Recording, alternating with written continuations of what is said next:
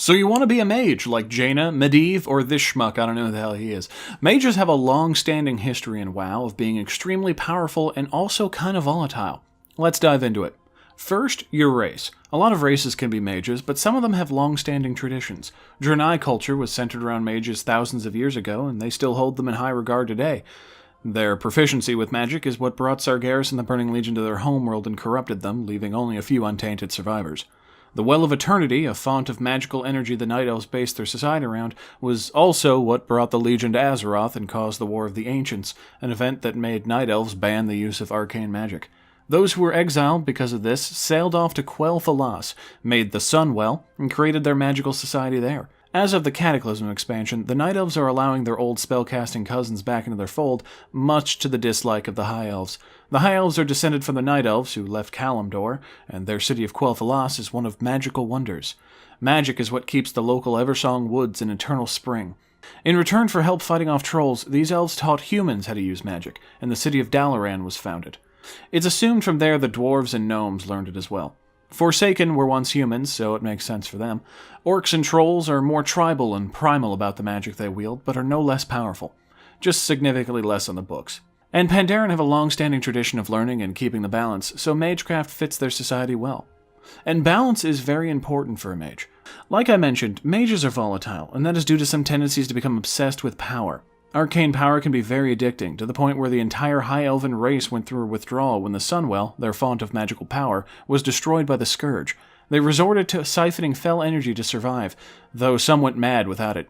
We see a lot of the same with the residents of Suramar, who literally feed on magic and cannot sustain themselves on anything else. Arcane energy changes you. That thirst for power can lead people down dark paths. Warlocks are those who seek fell energy, which is fueled by expending life, but offers much higher heights of power than the arcane can alone. Those that can control themselves and the demons they bind to their service can be helpful, but there's always the real chance they lose themselves to the addiction of power and must be put down. A famous example of this is Kael'thas Sunstrider, prince of the Blood Elves who succumbed to the call of the Burning Legion and helped bring Kil'jaeden into the world. And then there is necromancy, which uses shadow magics to raise the dead and grant immortal, yet unholy life. Kel'Thuzad was a mage in Dalaran experimenting with these magics before he was exiled and brought the Scourge upon Lordaeron.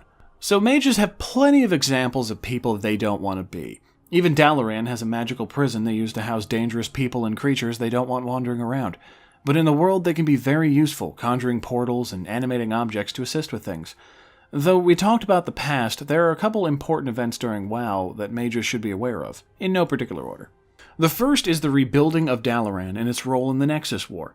The Nexus War was a short one, but a dangerous one, as the leader of the Blue Dragon Flight, known as Malygos, decided to dedicate his flight to killing all magic users on Azeroth. This, he believed, was the only way to stop the rampant corruption and tragic events caused by magic. There were many mages who were enslaved by the Blue Dragons to hunt down their former kin. Luckily, it ended early in the campaign for Northrend with the death of Malygos. Dalaran survived unharmed, and with a neutral city of mages now available for all to learn, regardless of faction, this expanded the knowledge of magic throughout Azeroth. This is important because it is a key event in uniting the mages of the world in one city and for one cause, and this would only serve to help bolster their numbers and knowledge. The second is the rebuilding and opening of the Council of Tirisfal, or more people know of the Tiris Guard. You see, Azeroth once always had a mage guardian of Tirisfal that was empowered by the Council to handle major threats, but when one of them by the name of Aegwynn went rogue, the Council created the Tiris Guard to hunt her down. The Council eventually disbanded after Aegwynn's son was corrupted and opened the portal that allowed orcs into the world. In Legion, the player mage recreates the Council and Tiris Guard, now dedicating to empowering many with the ability to defend the world rather than just one single person. This is important to mages, as there's now a higher calling to aspire to, rather than simply studying and practicing and listening to people ramble on about the dangers of magic. They can help the world. So, what kind of mage do you want to be? A blood elf who aspires to elven superiority in the field of magic? An orc attracted to the power of wielding fire and frost? Or perhaps a Draenei who loves to share their thousands of years of knowledge with the Kirin Tor in an effort to teach later generations? Mages come from nearly all backgrounds and cultures, and if there's anything a mage values, it's knowledge. Take their culture and the history of magic and craft your character to be a part of this rich tapestry that is fraught with danger and power.